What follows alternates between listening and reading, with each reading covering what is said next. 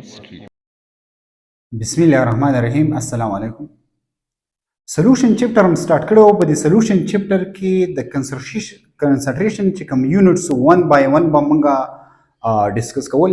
نن چې کوم ویډیو لیکچر دی دا هم د کنسنټریشن د یونټس حواله سره. په کنسنټریشن په یونټ کې به موږ ډیسکشن کوو پارټس پر بیلین او پارټس پر ټریلیون په دې باندې بحث کوو. زمون سره پارټس پر بیلین اول بحث په دې باندې کوو. دا پارټس پر بیلین دا به موږ ریپرزینټ کوو په پی پی بی باندې. د پی نه مقصد دی پارټس، د پی نه مقصد دی پر، او د بی نه مقصد دی بیلین، او دا برابر دی 10 raised to power 9 د دې برابر دی. ډیفینیشن سره the number of parts by mass or volume of a solution. چې یو سولوشن دی په دې سولوشن کې سبوي present in billion parts by mass of volume of a solution. یو سولوشن دی په دې سولوشن کې د سلوټ مقدار او ماس کې یا په والیوم کې څومره دی. خو دغه سولوشن چې کوم دی دغه سولوشن به زموږ سره څومره وي پارټس پر بیلین به وي. سبي پارټس پر بیلین. لکه فار ایگزامپل د دې خبرې مقصد دا دی چې کله تاسو پارټس پر بیلین سولوشن اخلئ، پارټس پر بیلین مقصد سره 10 raised to power 9 تاسو هم د سولوشن واخلي او په دې سولوشن کې مقدار د سولوټ څومره دی. لکه څنګه چې موږ یو 100 ګرام اوبه واخلو یا 100 ګرام ml واټر موږ واخلو یا په ګرام کې واخلو یا په ml والیوم کې واخلو، په دې کې موږ د سولوټ مقدار ورو. د سولوټ مقدار په دې کې څومره دی د قشاندام دی چې په پارت پر بیلین کې د سولوټ مقدار څومره دی. this type of solution ته موږ سوې پارت پر بیلین ورته وایو. د دې میتھمیټیکل فارم داسې دی، فارمولې داسې ده چې پی پی بی پارت پر بیلین دا به موږ څنګه لیکو ماس یا والیوم د چا د سولوټ که فرض کړه د سولوټ د ماس تر کړو یا والیوم در کړو دا به موږ ډیوایډ کوو په سمانی د دې سولوشن چې ټوټلی څومره ماس دی کدا په ګرام کې یا والیوم په ml کې دی د چا د سولوشن او ملټیپلایډ بای 10 raised to power 9 دا میتھمیټیکل فارم دی د چا د پارت پر بیلین. دا پارت پر بیلین دا یونټ موږ ولې یوز کوو؟ دا یونټ موږ ځکه یوز کوو لکه فار ایگزامپل زه داسې وایم چې د سمندر اوبه دي، د سمندر اوبه خو ډېرې سیوا دي یا اټماسفیر دی، په دې کې ایر دی، ایر ډېر زیات سیوا دی، په دې کې زموږ سره یو پلوټنس دی یا په واټر کې زموږ سره یو پلوټنس دی، نو د دغه ایر په نسبت باندې دا پلوټنس کم دی، ډېر زیات کم دی، د دې کنسنټریشن ډېر انتهایی کم دی. نو دغه شان زموږ سره دا پارت پر بیلین د ویری لو کنسنټریشن د ویری ډایلوټ سولوشن لپاره یوز کی سره پاره یوز کی ویری لو کنسنټریشن لپاره یوز کی. لکه فار ایگزامپل زه ته یو سمپل خبره دا وکم 100 ګرام دی، په دې 100 ګرام کې څومره د سولوټ مقدار دی. نو دا 100 ګرام چې کوم سولوشن دی دا خو دومره نه دی.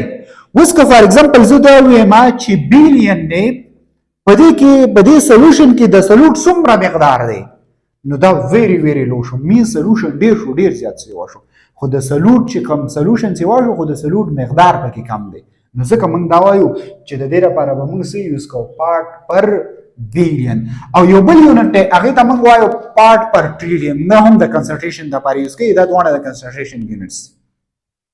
او دا پارت پر ټریلیون ریپرزینټ کوو موږ په پی پی ټی پارت پر ټریلیون.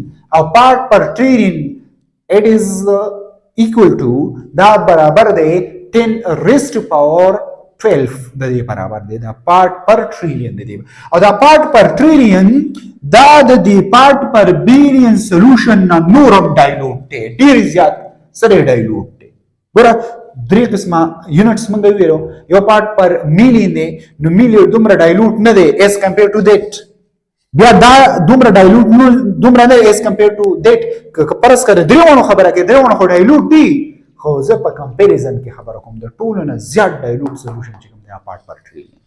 ډیفینیشن سایډ the number of part by mass یا volume of a solute present in part per trillion of a solution is called part per trillion.